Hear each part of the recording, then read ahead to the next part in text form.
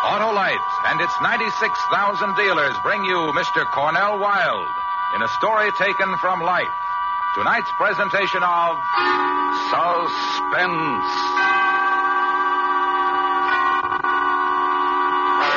Tonight, Autolite presents The Flame, the terrifying study of a pyromaniac, starring Mr. Cornell Wilde.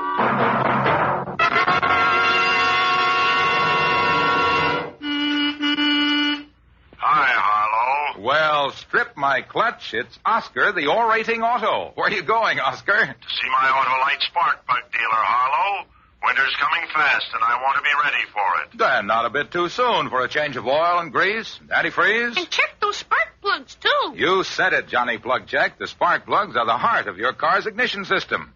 If they're right, your chances of starting are better than ever, even in coldest weather. If they're not right, Harlow... Well, then, my curious car, your Autolite spark plug dealer will recommend ignition-engineered Autolite spark plugs to give you smoother performance, quick starts, and gas savings. Well, I'm off to visit my Autolite spark plug dealer, Harlow. Right, and friends, you should, too. You can quickly find his name by calling Western Union by number and asking for Operator 25. She'll tell you the name of your nearest Autolite spark plug dealer who's ready to winterize your car. And remember, from bumper to tail light, you're always right with Autolite. And now, with The Flame and the performance of Mr. Cornell Wilde, Autolite hopes once again to keep you in suspense.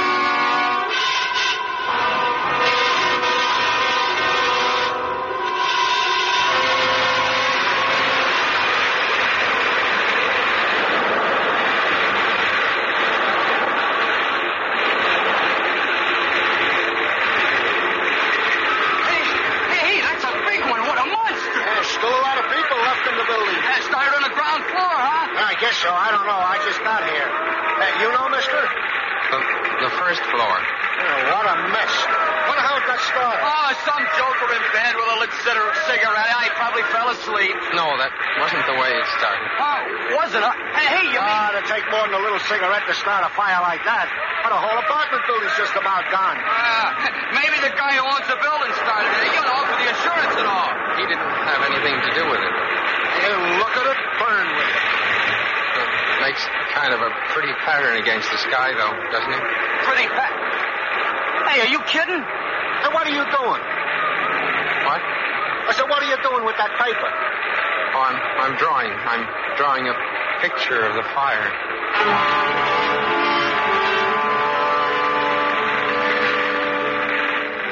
The big, heavy man in the turtleneck sweater got flushed in the face. Red, just like the fire across the street. It was burning big now. They went climbing high, way up so high it was going to touch off the sky, too. And just when it reached its peak, they put it out. Then there were big, black, ugly clouds of smoke. But I had the picture I'd drawn of the fire, just a pencil sketch. I'd color it when I got home, just the way I remembered it, with reds, oranges, and pinks.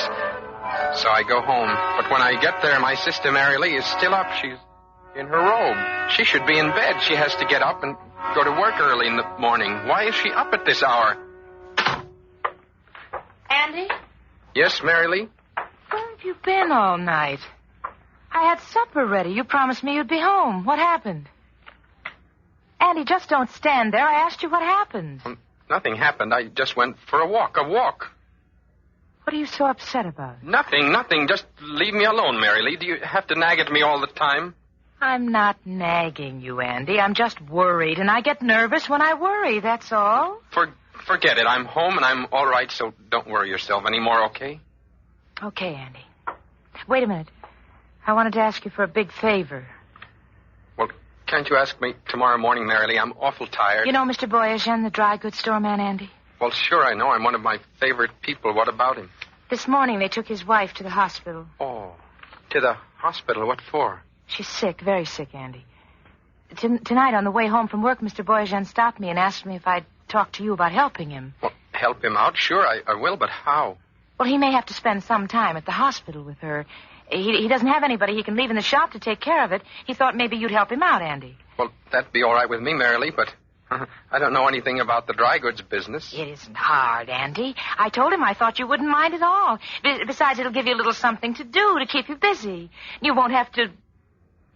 Go ahead, say it.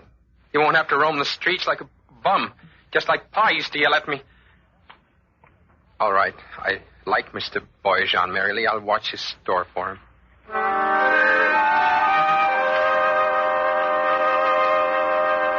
Mr. Boyajan was a man who looked like Santa Claus. He had small eyes and big red cheeks. He laughed all the time, and when he laughed, his small eyes got big and they twinkled just like the stars. Or the flash of a flame when you strike a match and it suddenly flares up with colors and warmth. And you get a funny sensation in your stomach. That was Mr. Boyajan, the man who owned the dry goods store on Union Street.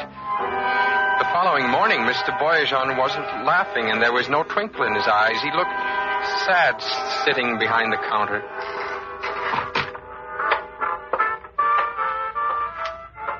Mr. Boyajan? Oh, Andy, it's you. Hello.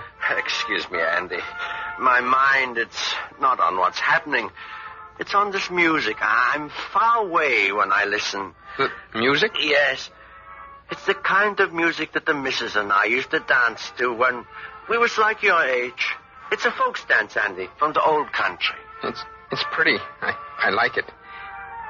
Mr. Boyajan, about your wife, I'm sorry she's sick. You're sorry? Everybody is sorry, Andy. The whole neighborhood. Everybody tells me how sorry they are. But me, I am sorry most of all. Is it very serious? Yes, very. Well, don't worry. They'll take good care of her at the hospital, I know. Oh, I'm sure they will. She'll have the best there is to offer. Well, she would if I could afford it. Afford it? Yes. You see, this sickness needs a special kind of doctor. This special doctor costs extra money. Oh. And it's the kind of money that I, as proprietor of this small dry goods store, do not have. I wish there was something I could do. Oh. You're a good boy with a good heart, Andy. I wish I could have had a son like you. Oh. Thank you, Mr. Boyajan. Gee, thanks. I don't make the money I used to make. I can't work as hard. Sometimes I think I would be better off if this place should burn down and I should get the insurance money. Insurance money? Yeah, from the fire insurance company. I never thought of that. You never thought of what, Andy? What I meant was that I never thought of things like fire insurance. Of course. To do a thing like this, to even wish it is against the law. Fire insurance is for the protection. Of course. Well, Andy, if you have come to stay, I will go to the hospital. Well, go right ahead, Mr. Boyajan. I'll take care of everything. You just leave everything to me.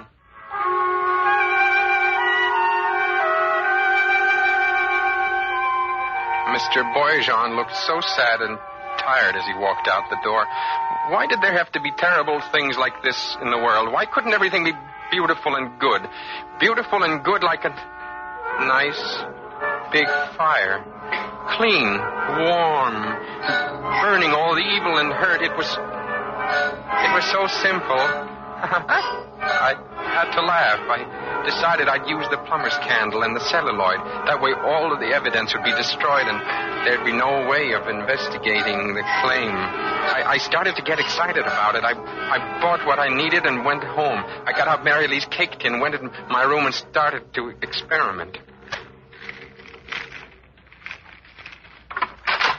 Andy, I wonder if you'd run down...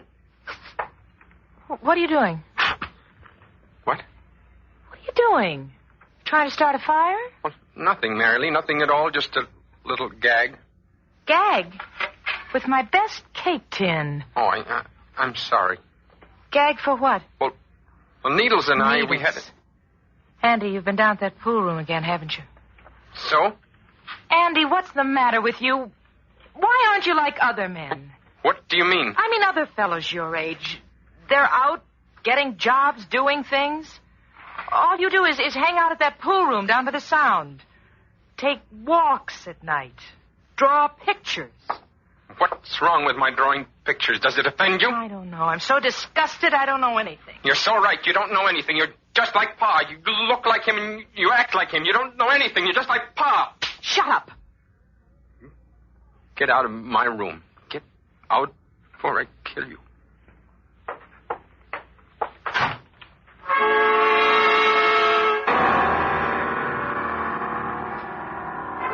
I took a long walk. I thought about leaving Mary Lee, going away, but I remembered I had no place to go. I found myself down by the shipping piers. I noticed a small barge loaded with crates of some kind, wooden crates. It looked beautiful. The red flames licking against blue sky and blue waters. I felt better now. I started for home. I began to make plans for Mr. Boyajan's store. I had the equipment, but I needed his key. I had to get his key without him suspecting a thing. It wouldn't be good for Mr. Boyajan to know what I was going to do. He might try to stop me. I was sure he didn't like fires as much as I did. The next afternoon in the store, just before I was ready to leave, I asked him about the key. Key, Andy? Yes, Mr. Boyajan. But a key what for, Andy? Well, I thought that maybe tomorrow morning you'd like to go over to the hospital earlier. I could open up the store for you. Oh, Andy, already you have done so much for me. It's nice. No trouble at all. Believe me, Mr. Boyajan, no trouble at all. I'd be happy to do it. You know, to tell the truth, I would like to get over a little earlier. I certainly would. Well, Andy, like I said before, you are such a good boy. There never was such a good boy with a big heart. Well, you're the only person who's ever said that to me, Mr. Boyajan. This I know is a joke you tell on me. Here. I will give you Mrs. Boyajan's key. Now, how is that? Oh, fine, and don't you worry about a thing. I'll sell out tomorrow. I'll make you lots of money.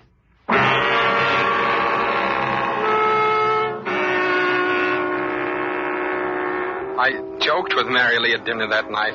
It surprised her, but it put her in a good mood. The nice part about the plumber's candle was that I could measure it to burn at any time. An hour would be plenty of time. About 9:30, I told Mary Lee I was going down to the corner drugstore for a few minutes. And down on Union, I waited until the block was almost deserted. Then I let myself into the dry goods store. Mr. Boyajan had a crate of little girls' dresses he just received. It would be perfect tinder. I lined the strips of celluloid up and set the plumber's candle on top of the crate. Then I struck a match and lit the candle. I watched the flame burn for just a moment. Then I went back up to the apartment and waited.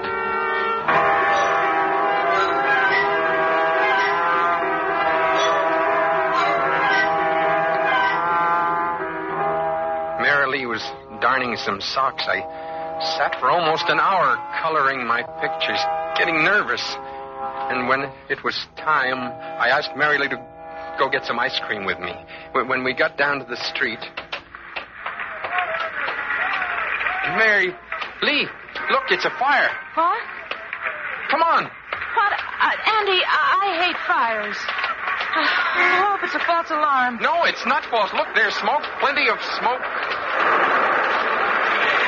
Hey, there it is, Mary Lee. There it is, right over there. Andy! Andy, it's Mr. Boyajan's dry goods store. Well, for heaven's sakes, what do you know, Mr. Boyajan's dry goods store? Oh, isn't that terrible? Poor Mr. Boyajan, he hasn't got enough trouble as it is. Don't feel sorry for him, Mary Lee. He's got insurance. I know, but... How'd you know? Oh, we got to talking the other day. He told me about it. Hey, Andy, what do you say? Hot one, huh? Oh, hello, Needles. Yeah, real hot. Andy, who's that they're carrying out? The old man. Mr. Boyajan? Yeah, somebody said he was passing by on his way home. He saw the fire and rushed inside to try to put it out. Crazy thing to do. Is he... Oh, no. Look at those flames. Look up at the sky, would you? Just like a torch. Just like a torch. It's beautiful.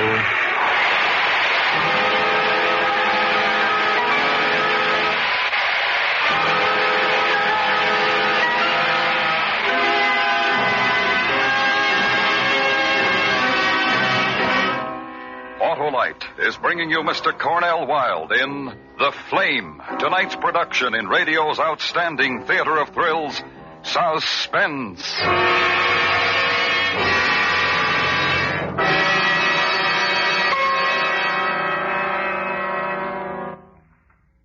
Harlow, I'm really set for cold weather now. Ah, winterized by your Autolite spark plug dealer, eh, Oscar? Yep. He changed my oil, grease, and put in antifreeze. And check those spark plugs, too. And that's important, Johnny Plug Check. When spark plugs are right, your chances of starting are better than ever in cold weather. And mine are really right, Harlow.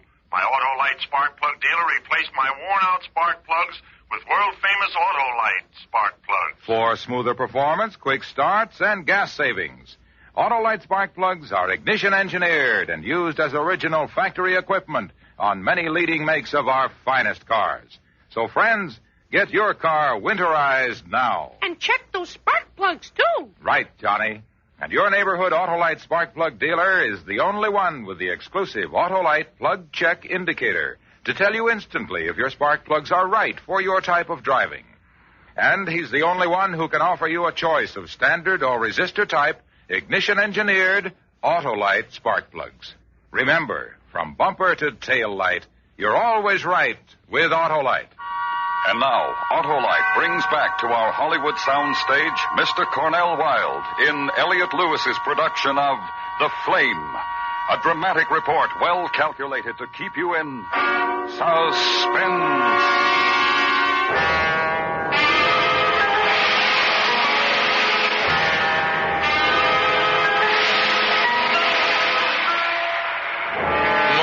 Everybody in our neighborhood felt sorry about poor Mr. Boyajian. I wish he hadn't tried to put out the fire. I didn't go to the hospital with Mary Lee to see his wife, but I did go to Mr. Boyajian's funeral a couple of days later. He didn't look worried anymore. Instead, he looked very peaceful lying in his casket. I must admit, I did feel some remorse, but the thing that bothered me most of all was the fact I hadn't been able to draw a picture of the fire. It was the following Friday night that I dropped into the pool room down near the Sound. Needles was all alone. Hi, Hotshot. Hi, Needles. Want to play some pool? Okay. Hey, where you been? I've seen you around since the funeral. Oh, here and there. Uh-huh. Hey, you shoot first, Andy. Okay. Hey, you know, that was tough about old man Boyajian, huh? Too bad. He shouldn't have tried to put it out. You know, at first I thought the old guy started it himself. You know, to collect the fire insurance dough. But I guess he didn't. Mrs. Boyajian will get the money, though, won't she? Oh, you never could tell. There were some fire insurance coppers around a couple of days ago asking questions. They'll investigate before they pay off. Hey, it's your shot. Huh? Oh, yeah. Yeah, they talked to a lot of people in the neighborhood. Did they talk to you, Andy? You were working for him, weren't you? Helping him out so he could go to the hospital. They'll probably find out if it was a cooked-up thing or not. What do you mean, cooked-up thing? Well, you still can't toss out the idea that maybe Boyajian himself started the fire. He didn't. How do you know? He got burned, didn't he? Maybe he got caught or trapped, couldn't get out. Hey, your shot, Andy. That's ridiculous. He couldn't have started it. How do you know? He couldn't have. He just couldn't have. Why? Because he... Yeah, Andy? Because? Nothing. Shoot, Needles. Because you started it? Is that maybe why? I said shoot, Needles. What did you want to do, Andy? Help the old guy out? I said shoot. Well, that was right decent of you, Andy. And a mighty fine job, too. How much were you in for? I wasn't in for anything. Sure, just for kicks, huh? Listen, Needles, don't get me mad. Hey, put down that cue. I was only kidding. You start fires just for kicks, huh, Andy? That's a laugh. Sure, Andy, don't get sore. I was only kidding.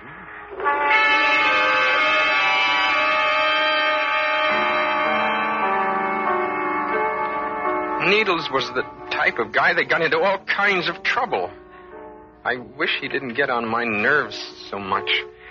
When I got home later and opened the door to the apartment, I suddenly got a funny feeling. I didn't know what it was, but I was sure it had something to do with the man who was sitting in the living room with my sister. And when she introduced him as Inspector Shapiro of the fire insurance company, I knew why I had the strange feeling in my stomach. He's investigating about the fire in Mr. Boyajian's store, Andy. Oh, Mr. Boyajian was one of my very best friends. I was very sorry about...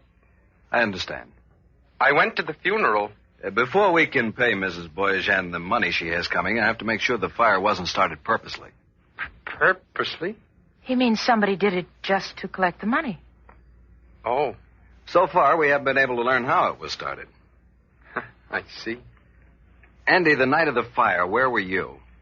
I can answer that, Inspector. He was right here in this room with me. I see. I remember. I was darning some socks, and Andy was drawing. Oh, Mary Lee, he doesn't want to hear about that. He loves to draw. You want to be an artist? Well, no, I just like to draw. I see. You worked for Mr. Boyajian while his wife was in the hospital. At least that's what your sister told me. I did it to help him out, Inspector Shapiro. I didn't do it for the money. Did anyone come in while you were there? Someone who may have talked to him? Inspector Shapiro, if you're trying to prove that Mr. Boyajian started that fire himself, you're wrong. He wasn't that kind of man. I know he didn't start the fire. I guess you're a blind alley for us, too. I'd hoped you'd be able to shed some light on the case. I'm sorry, but believe me, Inspector, when I tell you Mr. Boyajian didn't start that fire, for one thing, would a man burn himself up in a fire he starts? That'd be a crazy thing to do, wouldn't it? Yes, Andy. Definitely a crazy thing to do.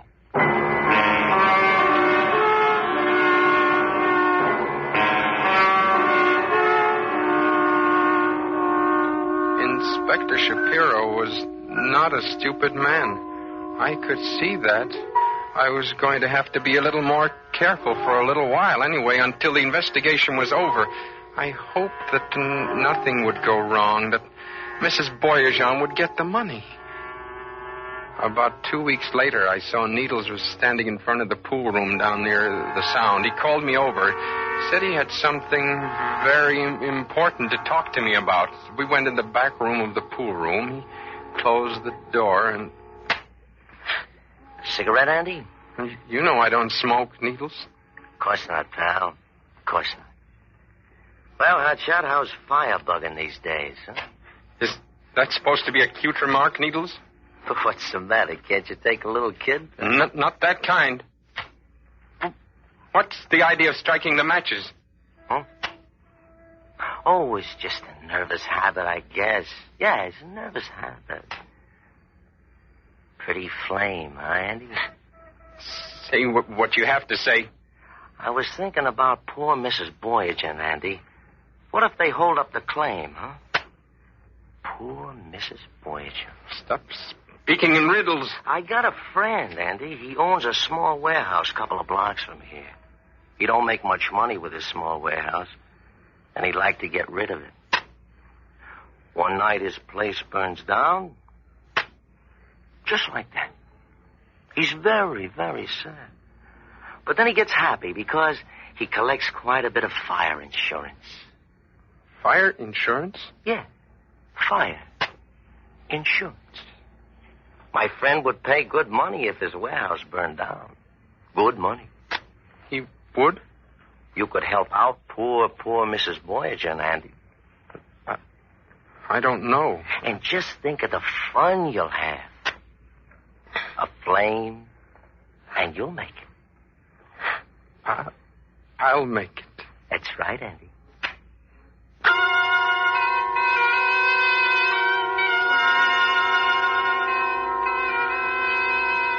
Next Friday night seemed like a very long way off. A couple of times I wanted to go for walks, but then I kept thinking about the big one I was going to make on Friday night, and I decided not to go for any walks. I got some money from Needles and bought all the stuff I needed, the celluloid and the plumber's candles. I met Needles' friend on Thursday. He took me on a tour of the warehouse. It was a 3-story building. When I finished going through it, I decided it would be best to start 2 fires on the 3rd floor and 1 on the 1st. When I got home, I let myself in, but I didn't close the door because I heard voices coming from my room. It was Mary Lee in a voice that gave me a funny feeling. You never bothered to look at this scrapbook? Why? He draws pictures. Your brother's a very dangerous man. I never suspected anything. I never bothered to look at the pictures he's drawn. He'll have to be turned over to the authorities. They'll give him proper medical treatment. He's a dangerous man with a dangerous sickness. I got to call Needles.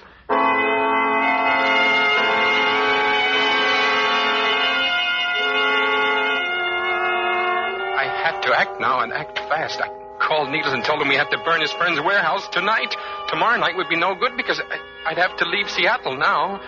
He didn't want to at first because we hadn't planned it that way, but then he finally agreed.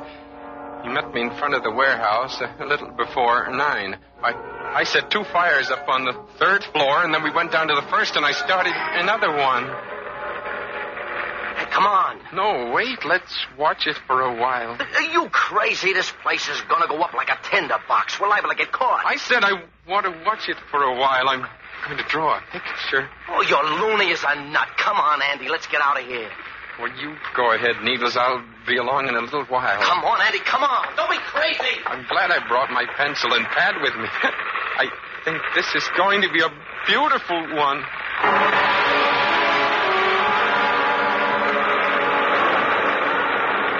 And it was.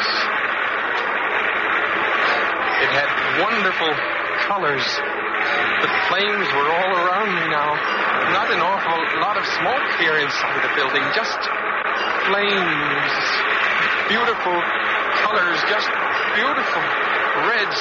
Deep reds and blues, greens, yellows. I had a feeling this was going to be my best picture. The most beautiful flames I'd ever seen. Thrilling. And the picture now just one big flame.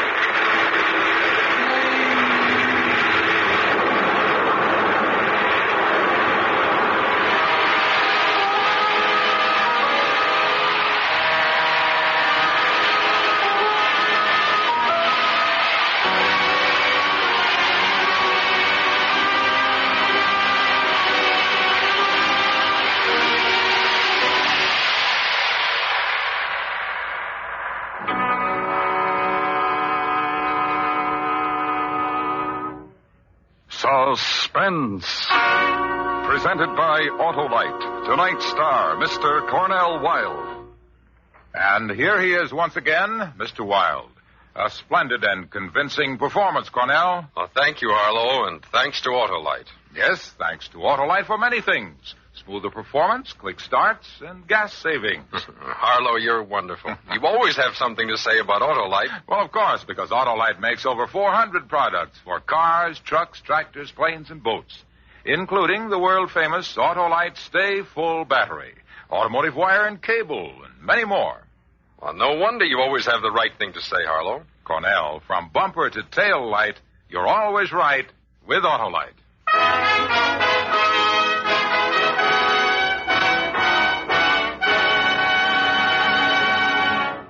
Next week on Suspense, our star will be Mr. Ray Milland in another story based on actual events concerning a British gunboat trapped by communist fire 100 miles from help. A dramatic report we call The Log of the Marne. In weeks to come, we shall also present Mr. Richard Woodmark and Mr. John Lund, all on Suspense. Suspense is produced and directed by Elliot Lewis, with music composed by Lucian Morowick and conducted by Lud Gluskin. The Flame was written for Suspense by Richard George Pedicini. In tonight's story, Kathy Lewis was heard as Mary Lee, Sidney Miller as Needles, and Joseph Kearns as Boyajan. Featured in the cast were Harry Bartell, Bert Holland, and Charles Calvert. Cornell Wilde will soon be seen starring in the Cecil B. DeMille production, The Greatest Show on Earth. And remember, next week on Suspense, Mr. Ray Milland in another story based on actual events. A dramatic report we call The Log of the Marne. For the location of your nearest Autolite battery or spark plug dealer, or your nearest authorized Autolite service station, phone Western Union by number and ask for Operator 25. Switch to Autolite. Good night. This is the CBS Radio Network.